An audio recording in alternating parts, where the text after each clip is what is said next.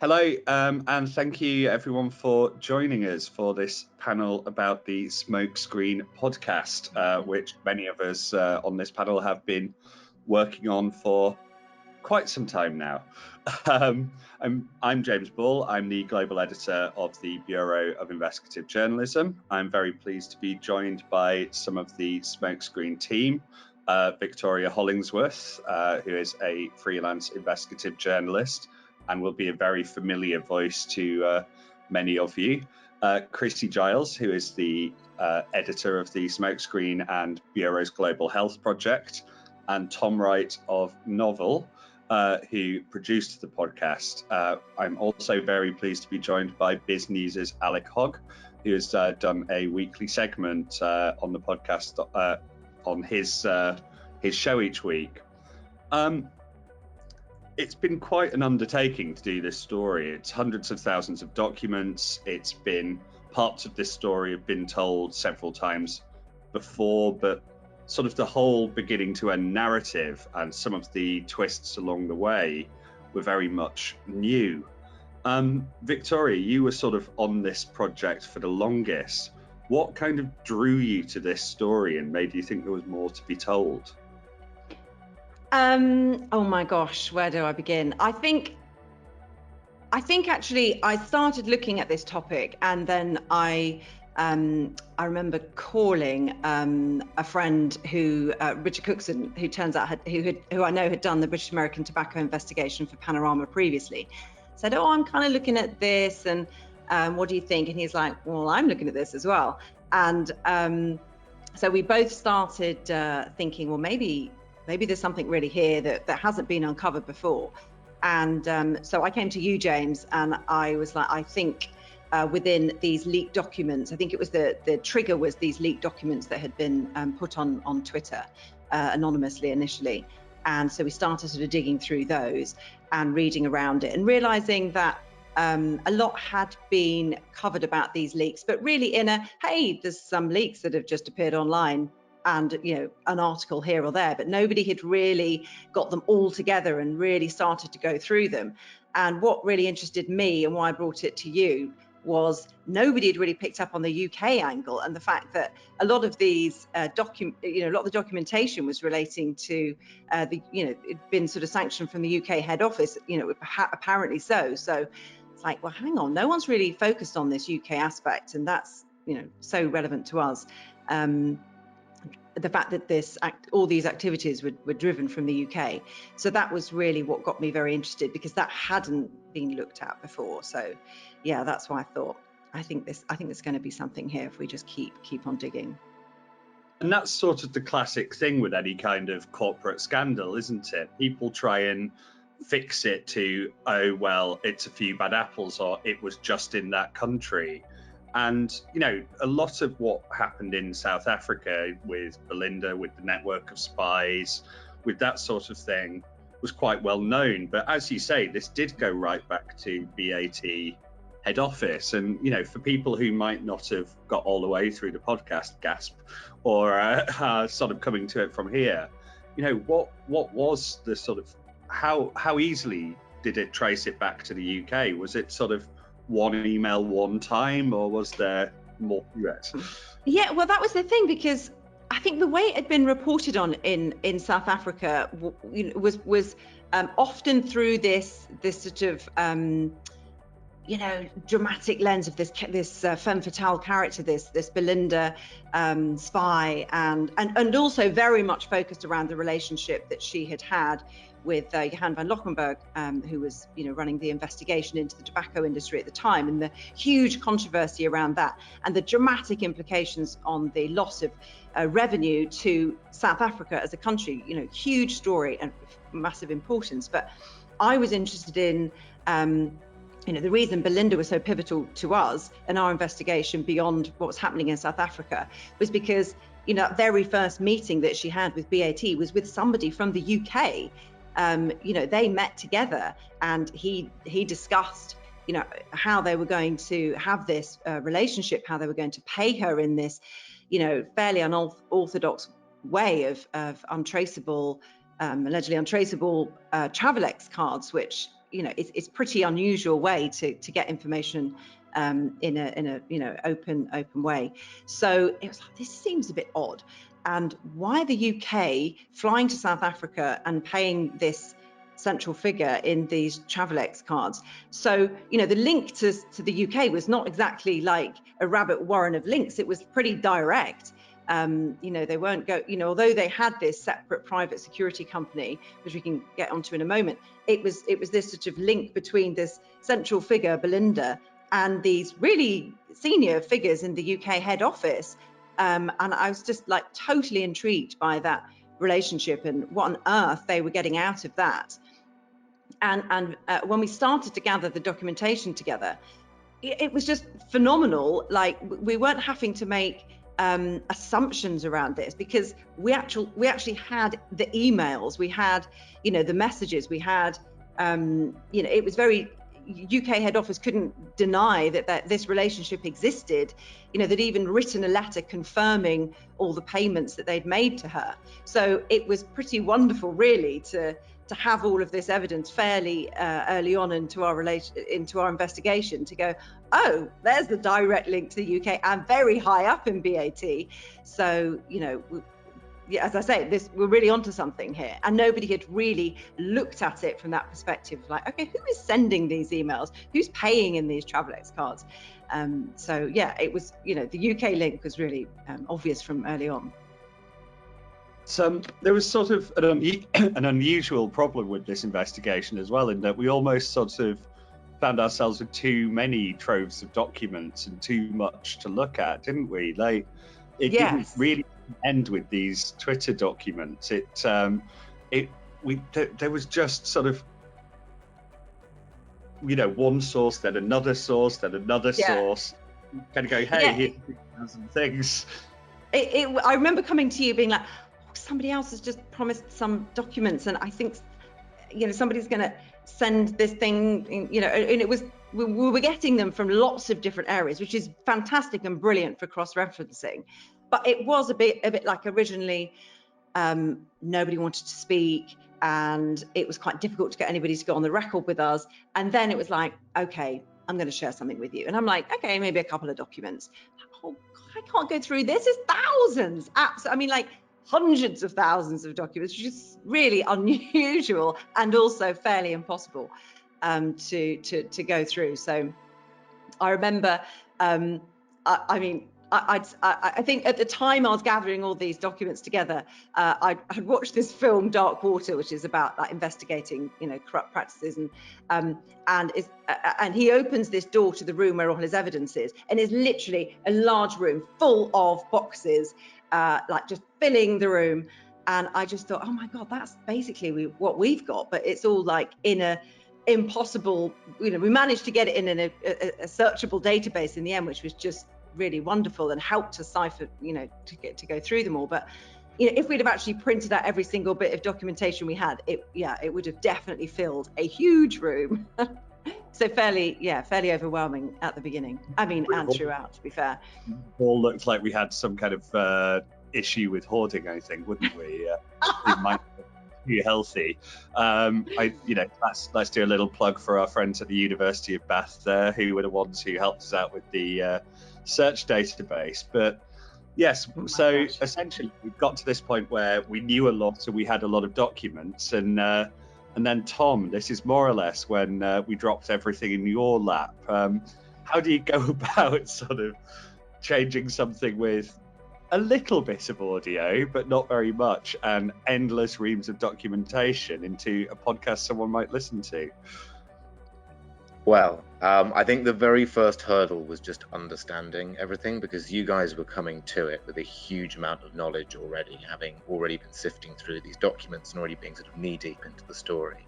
And I arrived with sort of zero prior knowledge of this story. So Malcolm Rees was enormously helpful in very patiently and over a very long time explaining and then re-explaining it to me.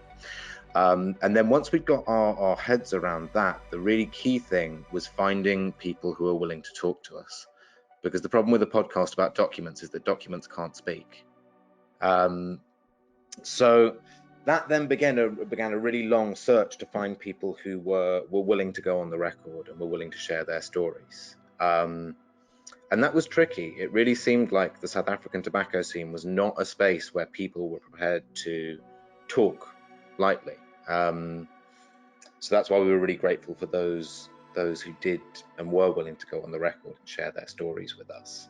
So I think the really key thing for making the podcast was to understand the evidence base of what we were working with, and then to understand the stories of the characters we were speaking to and the stories that they were telling us, and how to make that work over 8 episodes.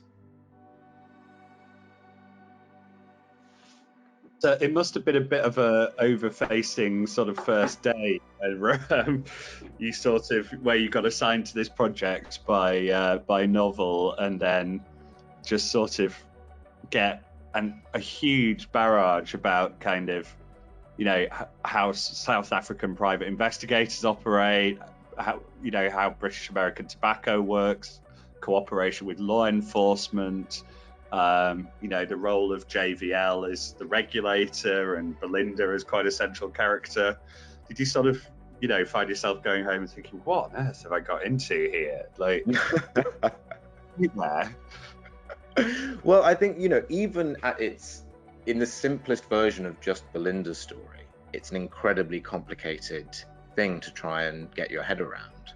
The fact that somebody could be working for a group of tobacco manufacturers and actually secretly working for their rivals in a relationship that was facilitated by the state intelligence agency.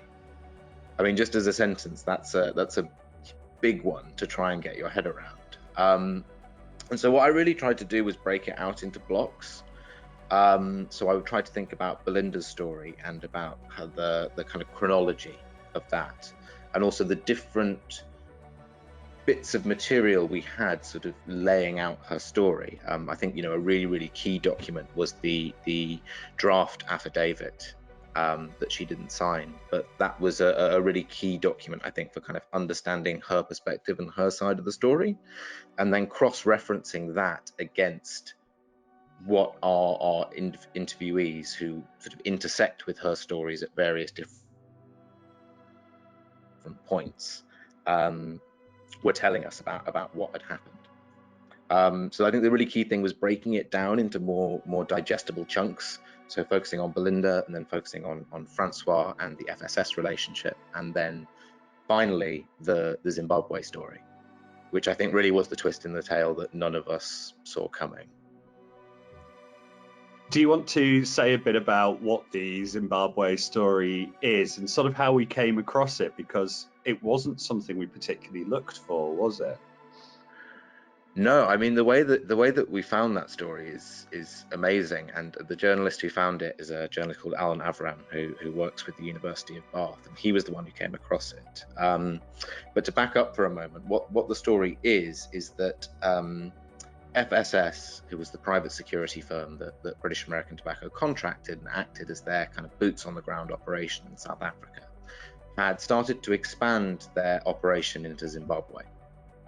And in so doing, they had fallen foul of the Mugabe regime, and 2 of their contracted agents had ended up being arrested on what appeared to be trumped up charges and thrown in jail. A meeting was then organised with representatives of the Mugabe regime and FSS, and a donation was put on the table of up to $500,000. We don't know if the money was paid, but we do know that shortly after the offer was put on the table, the agents were freed and FSS were allowed to continue operating in Zimbabwe. And the way that we came across this story is incredible, because it was Alan at the University of Bath who found it. And it was a document that someone at FSS had accidentally attached to the wrong email. So they'd meant to attach a different document about something completely unrelated, and they'd accidentally attached a debriefing document that basically laid out the entire scheme. And I think, Victoria, you were present at the meeting when Alan kind of revealed this to the team. Yeah, so there was a number of us working on this. I hope you can see me all right, because everyone's gone a bit fuzzy. I'm not sure if it's my internet or am I still moving and not sounding like a robot? Can see you fine. Okay, fine. So what was wonderful about working on this was that it was the Bureau of Investigative Journalism, the University of Bath, and Panorama, BBC Panorama, and we would have regular meetings and updates on how we were going, how we were getting on with our research and who we'd spoken to and where we were at with things. And I remember Alon called a sort of a special meeting, and he said, I think I found something a bit interesting. And we were listening, and he said, yeah, I found this debriefing document. He started to tell us about it. And, literally we were like, what? All our sort of mouths hit the floor. It sounds remarkably like that's negotiating an enormous sum of money through FSS to the Mugabe regime, to ZANU-PF. Like, I just couldn't believe it. I could not believe that this was even being discussed, that this could be on the cards. It was a really pretty, it was a super exciting part of the investigation, but yeah, it really floored all of us. We, talk about needle in a haystack. It really did feel that was quite an incredible find. Yeah, so, when you're going through hundreds of thousands of documents and you come across something like that, and it's talking about, maybe you could consider a donation in the region of 300 to 500,000 US dollars to ZANU-PF, it sort of totally blows your mind, because I'm like rifling through, sounds like a bribe payment of a couple of hundred, 60,000 rand here and there, and suddenly this up to 500,000 US dollars, like, was a whole different ball game. Yeah, and it was a very exciting find. Should give some credit to absent colleague Matt Chapman, who did quite a lot of work chasing down that very, very good initial find from Alan, which may be a sort of email fail for the ages. But Alec, I'd like to bring you in here. Some sort of parts of the core of this story have been quite familiar inside South Africa for some time, what we've built out from and sort of taken on. How has it been to sort of see international perspective and international interest on this tale and on sort of the way multinationals are operating in South Africa? You did it the right way, the way that Victoria targeted BAT, which is one of the top 5 listed companies on the Johannesburg Stock Exchange, which means most South Africans are co-owners of the company when you take it down to its basic area. Also, they're the dominant, have been for many years, the dominant tobacco player in this market, and associated with the richest man in the country, Johan Rupert. So there's a lot of interest in South Africa, but the whole investigation here was contaminated a great deal by a lot of fake news that was published in the biggest newspaper over a period of some weeks, attacking Johan van Lockerenberg. Literally, you had fake news on the front page of the biggest newspaper saying the SARS team, van Lockerenberg and his team, were running a brothel. And then the next week, there'd be something else along the fake news aspect. And I think Malcolm Rees will admit that he was played really badly during this period. And of course, it's almost like the story then became contaminated and people wondered what was true and what was false. But the real attack is the angle that you followed was the right angle, which was to go and have a look at the legitimate side of it. Victoria, you think this is, and it is unusual when you're sitting in the UK, because UK companies, like American companies, if they bribe anyone anywhere in the world, you go to jail. In South Africa, it's kind of everyday living. Unfortunately, we do have a president who's trying to sort it out now, but his political party has paid very heavily for the anti-corruption campaign, because there are lots of people inside who rely on being paid handouts. For instance, just to understand the context of this, in South Africa we have a system of government where you vote for a political party rather than an individual. And local elections are different, but usually And so to get onto the list of the political party who gets sent to parliament is quite a big deal. And people kill each other. There's 12, 15 people are murdered, different participants on the list. So it's a very different world that we operate in to the first world. However, this story, and it was a bit like what happened in South Africa with the Zuma era, with those noxious individuals, the Guptas, who were behind state capture, it only broke when the international community took an interest. It only broke when Bell Pottinger, in fact, the biggest communications company at one point in London, was forced to close over what it had done. And it only broke when someone like Peter Hain stood up in the House of Lords and made it an issue. So what you've done is to be celebrated here in South Africa, because a lot of things will happen here as just normal everyday issues. But when they get exposed to a global environment, and being a developing country, you need money to come in. You need investment capital. And when the foreign investors say, whoa, hang on a minute, we're not going to touch this place, or when you have a big multinational that's taking advantage of the poor governance in the country, and that multinational is exposed, it makes a massive impact. So you've done a wonderful piece of work and made a huge contribution to this country, and it's hitting in the right channels, that's for sure. That's great to hear, Alec. I had actually been going to mention Bell Pottinger myself, so I'm glad that you did.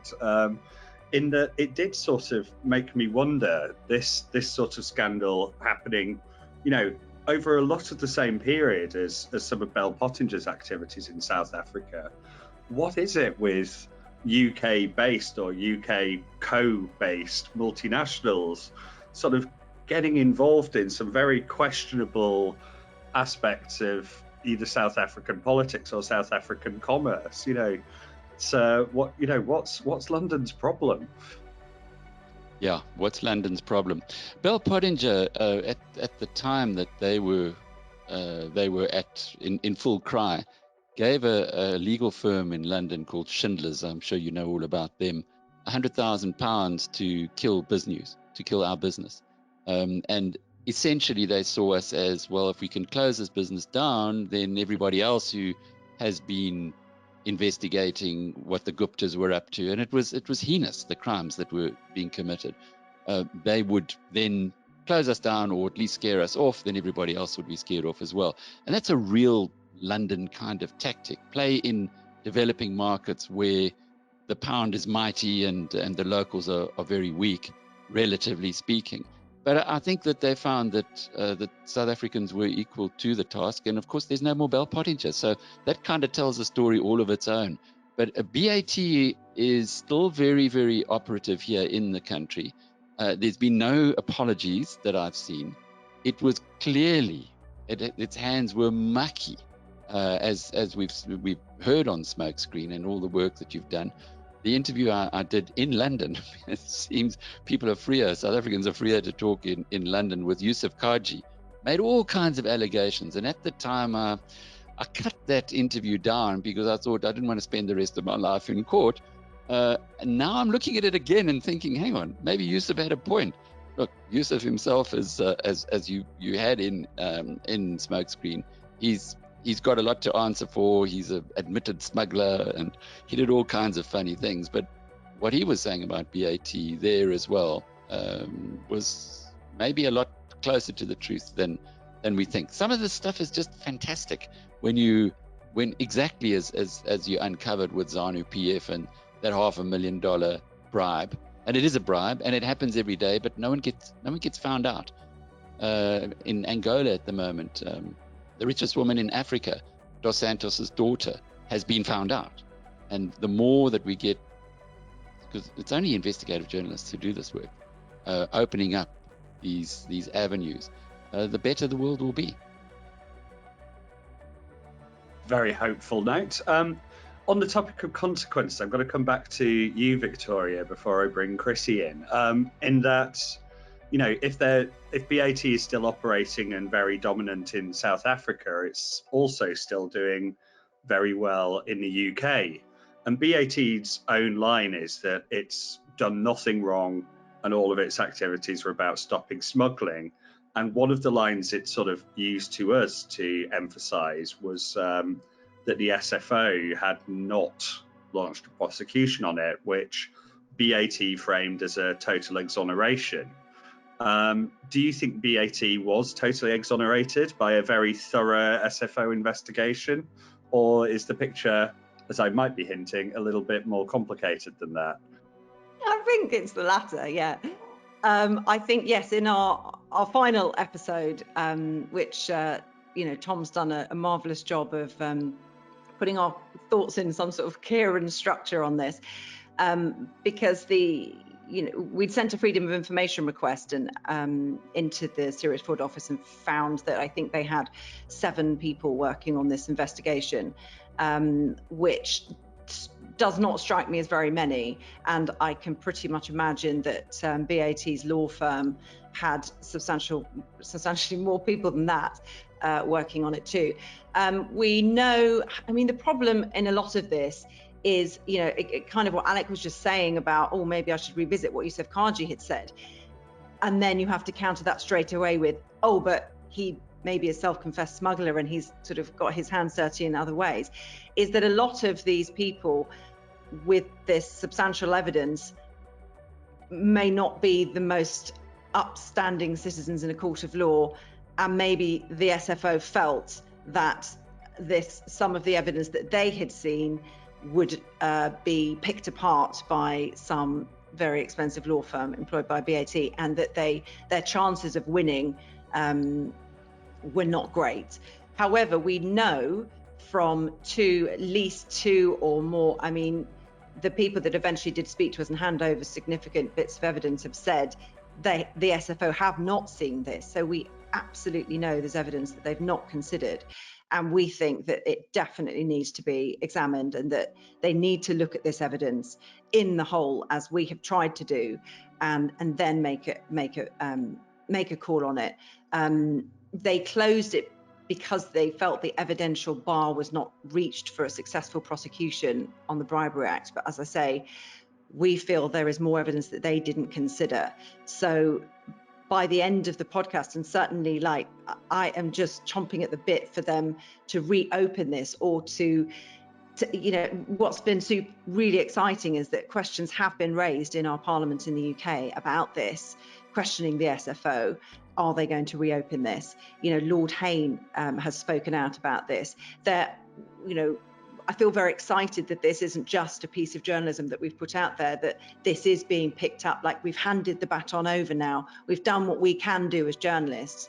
And I really, really hope that now it's got to the attention of some members of Parliament in the UK that they're going to continue to raise this with the SFO, and that eventually this investigation will be reopened. That would be the ultimate, really.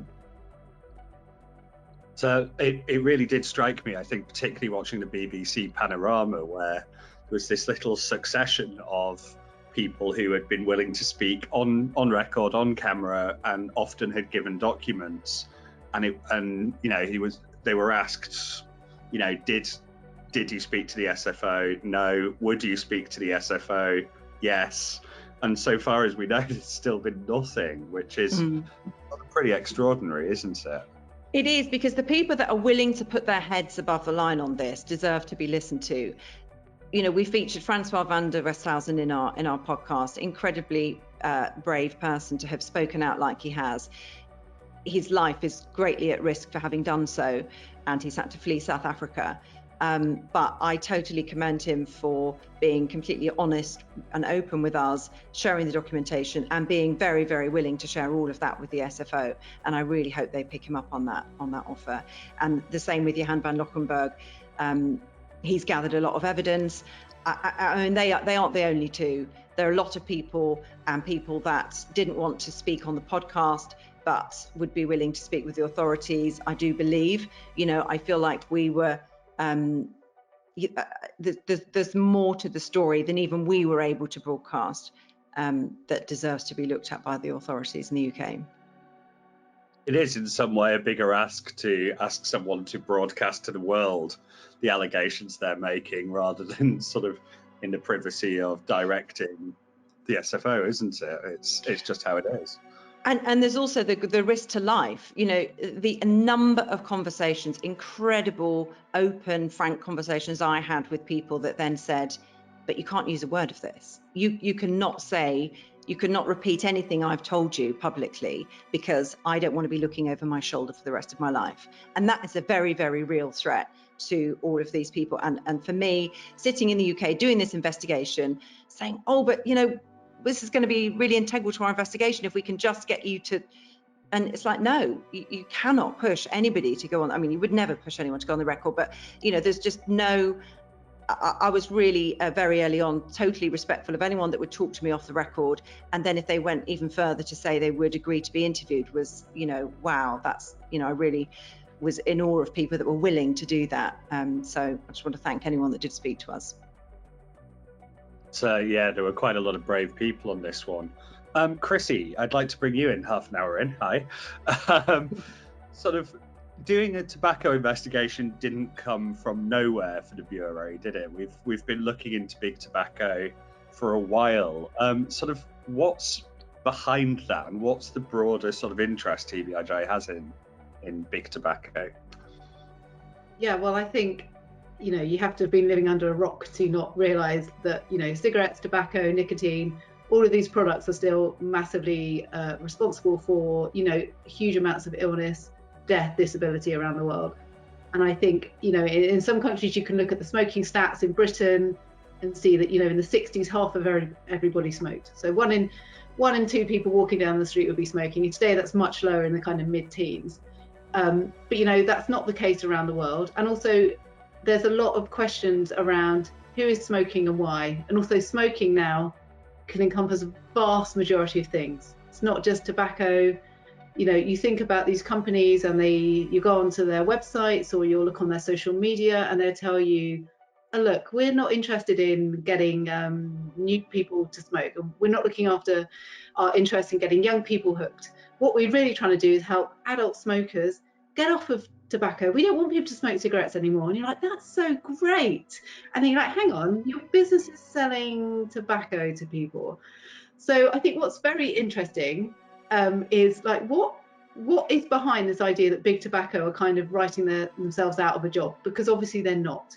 These are huge businesses with massive turnovers. They're operating in all parts of the world, particularly where labour is cheap. Perhaps regulation is more friendly towards them. Perhaps where there's a willing market of people where you can still buy a single cigarette, or you might advertise tobacco products outside of schools. So I think partly what we're interested in and have been interested in and continue to be interested in is what is the real future for big tobacco. Now, recently, you know, this year we see one of the big companies acquiring a pharmaceutical company, especially one that makes inhalers. And you're like, oh, hang on, this is like the circle of life. You know, you create products that cause massive illness and death, and then you also happen to own the company that provides the medical devices to treat them. And that's very interesting. There's also, you know, lots of next generation products, so things like vapes, heated tobacco. We see companies moving in a similar way, actually, to, I think, how the big breweries and the big alcohol companies have bought up lots of craft beer producers. You see these big tobacco companies now moving into sectors such as tobacco, such as cannabis, and also non-tobacco based products. So maybe they contain nicotine, maybe they don't even contain nicotine. Things like these vapes and e-cigarettes, there's loads of flavors, there's loads of different devices, you can get mods, you can make them how you want them. It's a massive, massive market. So partly what we're interested in is, okay, maybe we take on face value, which we never would, the idea that you're trying to move out of combustible cigarettes. So what about these next generation products? What about these pharma acquisitions? What about cannabis? What are you doing with these products? Are they really to help adult smokers stop smoking? And then what? Also, we're interested in things around, obviously, regulation and government involvement. So everything from advertising to tax incentives for these products and these companies. We're also wondering about, if you are advertising these products to existing adult smokers, then why, you know, are they appearing outside schools? Or why are you so invested in TikTok? Or why are you sponsoring this event for young people in Spain or Italy? It makes us sound very suspicious, and to be honest, we are. So I think it's something we're very interested in looking into. And we're also interested in the kind of legacy of these companies in terms of their past. So many tobacco companies obviously have roots in slavery, and and across the world, kind of indentured labour. So I think we're very interested in that legacy and also how it exists today and how those perhaps discriminatory roots are really still kind of expressed today. So we're interested in kind of makeup of these companies and who's doing the work, and also what is the kind of background and characteristics of the people who tend to be most affected negatively by these products. And also, as always, we are, keeping an eye on what's happening closer to home. So we've just published a recent investigation about the menthol cigarette ban in the EU, which is now 18 months in. We still can't say for certain what a menthol cigarette is. So it's actually a little bit farcical. If you look closely at the report, there's been a big kind of cache of documents published by Public Health England, and they are investigating what constitutes menthol cigarettes. So it's not a ban on any amount of menthol in cigarettes, but it's a ban on a characterizing flavour. And to work this out, the EU has employed a panel of human sniffers as part of the way of judging. Great, can't wait to see how that works. And I think what we have found is that 18 months on into this ban, you still can't say for sure, naughty, don't sell that product, it's got too much menthol in it. And actually, the big tobacco companies have been really helpful to the authorities because they're actually pointing out each other's products that may be, exploiting loopholes in that ban. So that's been a very interesting investigation, and I think what it shows us is, every challenge is an opportunity to big tobacco, and I think we're not going to stop looking, and we are very interested in the new stuff they're bringing out, their current products, and their history. So basically, the holistic approach to understanding. And as always, we're very open to tips and any kind of suggestions for things to investigate. And I think what's been lovely about Smokescreen actually is, traditionally, in kind of mainly written reporting and investigations, we wouldn't have been able to get that kind of real intimate, in your ears, you're listening and it's happening around you thing that podcasts and audio really give you. And that's, as someone slightly to the outside of the podcast, it's been a real privilege to watch that unravel and become a thing that the Bureau's done. And obviously without people like Tom and, the other companies involved, it would have been impossible. And I think what that shows us is, there's lots to uncover that's new, and we're always about what's new, what hasn't been told before. Give us everything. Oh my goodness. Going back and looking, like Alex said, in a different way at an existing kind of issue, bringing it to a new audience or bringing out different aspects of it or from a different angle, and really prioritizing the narrative, the human, the characters, the plot. We can actually, as journalists, sometimes do ourselves a disservice and be like, we're very careful about what we say. We give rights to reply. We reflect the truth. We don't go beyond what we know. But sometimes I think it can leave us a little bit, less exciting and grabby and compelling as we might want to be. Some of us push, but some, it's. And I think with audio, James is jumping in. Stop talking about the editor. Yep. Well, just thought I would say, I think Tom and the team at Novel have done a great job helping humanise the story, and also, the team at Auddy have been fantastic, both in terms of we literally couldn't have done it without their support, but also promoting and putting it out and trying to make sure some people hear the story. But sort of, there's one issue for the Bureau that I'm just going to ask you to touch on quickly, Chrissie, before I have a nice final sting of a question for Tom as we get to the close. But it's tricky for something like the Bureau that wants to make change with its journalism, but also gets funding from outside bodies to do it. And several tobacco companies have sort of pointed out to us that our funding is from Vital Strategies, which also funds anti-smoking campaign groups and is eventually sort of funded by Bloomberg Philanthropies. And Bloomberg himself is very much an anti-smoking, anti-vaping advocate. How much do you sort of find in your experience Vital tell us what to investigate or what our line is? And where do you think we draw the line in being journalists and not campaigners? Yeah, I mean, it's a really good question. And, the key to this is transparency. And, I would just say, whatever journalism you're doing, whatever media you're making, unless you're extremely lucky to be patronized by some rich relative, you're always going to have to be funded by somewhere. and someone, and that person is always going to have their biases, their interests, their positions, like any other humans. But working at the Bureau and being around such kind of principled journalists and other staff there, nobody would work in a situation where we were being told what to do. I mean, it's hard enough managing people in the Bureau, to be honest. You're not going to be able to tell them what to write either. Just a joke, love my team. So I think Vital Strategies fund us, and we're very grateful for that support, among many other funders of the Bureau's wider work. I've never once been told what to investigate, what not to investigate, never been pointed at something. Occasionally we get an invitation to a press conference that's open to all other media, or we get, there's an event that, we probably knew about already because we're scanning the horizon for stuff like that, but there's absolutely no editorial involvement at all. And I think the line around kind of where do we draw the line is very interesting. So we actually have on our team, we're very lucky to have an inbuilt, I was going to say, it makes him sound like a dishwasher, an impact producer who is embedded, that's what I meant, embedded within the team.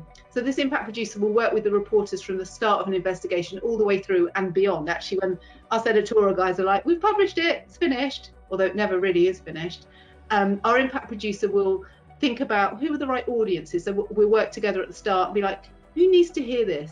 Who, what will speak to them? Which audiences do we want? Which communities are affected? Where are the people that hold the power and the influence? If we want to help change happen, what is the right medium and the right audience and the right time and the right format to do this in? Now, that doesn't say that our impact producers sat there saying, do this story, do your reporting like this. Again, try telling a journalist to do their job in a way they don't want to do it. But what it does mean is that we are very aware from the start that we're not doing journalism for like the lulz or for the awards or for the recognition of our peers, even though all of those things are nice. We're not doing it to satisfy our funders, although it's important that we obviously spend the money in the way we say we will. We're doing it to really, and this is going to sound very cheesy, but not only to kind of shed light, not heat on the kind of wrongdoing in the world, and to try and give new life or new kind of attention to things that need attention. We're also trying to do things that can lead to positive change in the world. And in the global health team, obviously we've been very corona focused, but tobacco has always been a separate strand, and I think it will be, because it's just one of these massive health crises. It's a preventable, cancers, heart disease, all of the things that come with smoking are preventable. People are choosing to do this, albeit when you're addicted it can be very hard to stop. Companies aren't, in my opinion, doing as much as they can to help people not be addicted, and really they've got to kind of show the world that if they're serious about stopping cigarettes being such a fun and easy and enjoyable thing to do, then they need to step up the mark and do that. So everything we do ultimately is about uncovering the truth and holding power to account, but also we're going to do that in a way that hopefully has a positive impact in the world. Otherwise, why are we doing it? Just so my mum can say well done? No. Although we'd love to hear that anytime. But no, it really is. That on tobacco, when you look at it against coronavirus, since the start of the coronavirus pandemic, tobacco's killed roughly 14 million people across the world, which is a heck of a lot more people than coronavirus has killed. And quite rightly, coronavirus has topped headlines around the world. We've just got so desensitized to the impact of big tobacco. It's really shocking. I just feel like, just quickly before we finish, as we're wrapping up, I wanted to bring Tom in one more time, because you cannot do a big podcast like this making some very serious allegations against some quite, prominent individuals and companies without spending a lot of time dealing with the Bureau's brilliant lawyer, Stephen Shotness. What is it like trying to legal something as complex and in some ways high risk as this, Tom? Yeah, it's been a difficult process, and I mean, Stephen has been amazing to work with, and he has offered some very, very sage advice all the way through. I think what was particularly challenging with this is that this is a story that changes depending on who's telling it, and there is a lot of, we have the documents and a very strong evidence base that allows us to be, objective about what happened, but this is a story that also was experienced subjectively by a lot of people.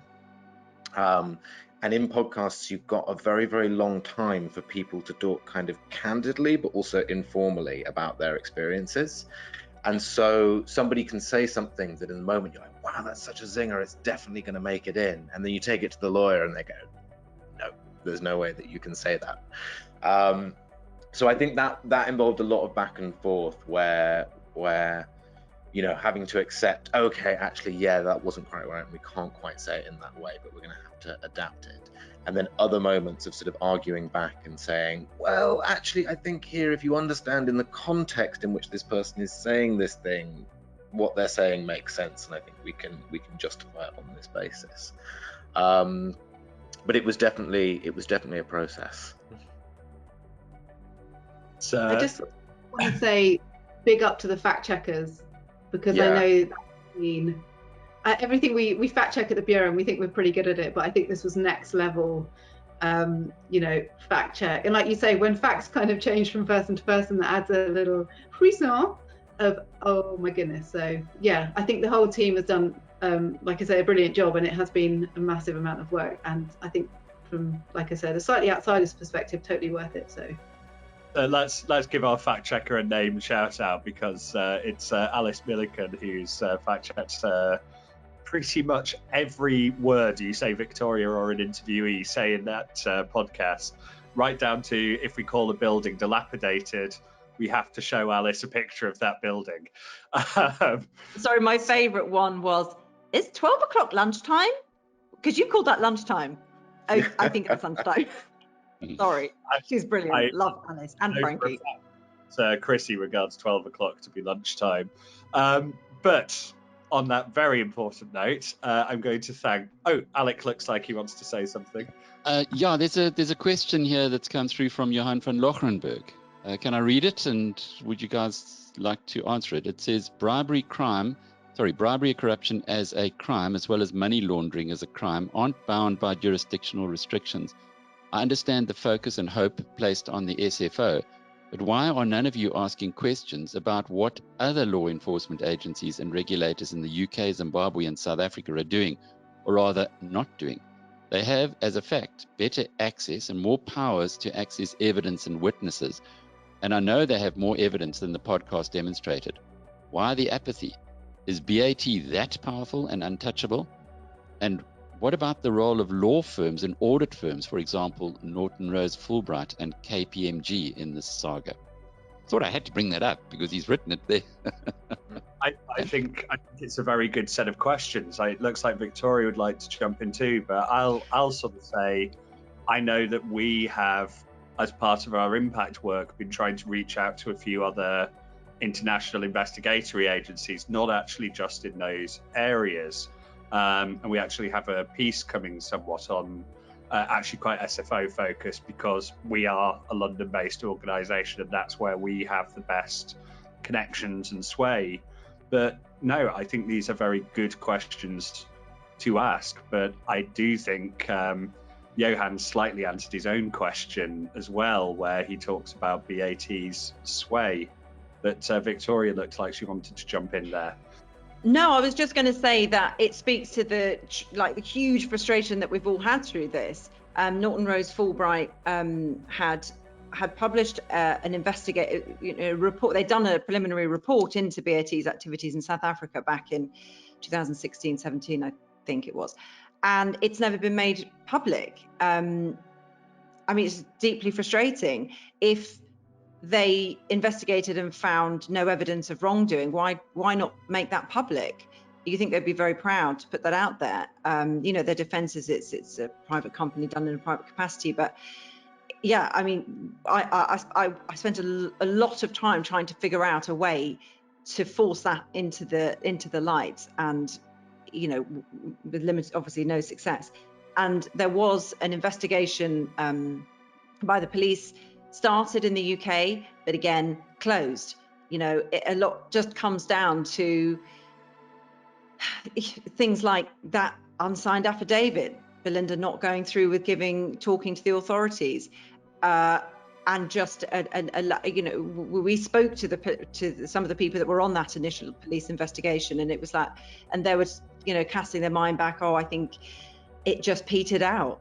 And, we can only go so far. And I think that the way that we've kept our focus on the SFO, because they are the UK authority responsible for prosecutions that come under the Bribery Act. And, that's been our focus, but absolutely valid question by JVL. And sadly, I can't give a better answer than that, but just, yeah, it's not over. So, no, well, we will see and hope that more happens. But I will wrap us up here. I will say, if you haven't listened to the podcast, please do. It is Smokescreen, and it is available wherever you get your podcasts. If you have listened to it and enjoyed it, please do leave a 5-star review on the Apple Store. It really helps more people to find it and see it. And we currently have a very good rating on the UK store in particular, so thank you for that. I would like to thank Alec, Victoria, Tom and Chrissie for joining us, and everyone who's listened to this. Thank you very much for joining us.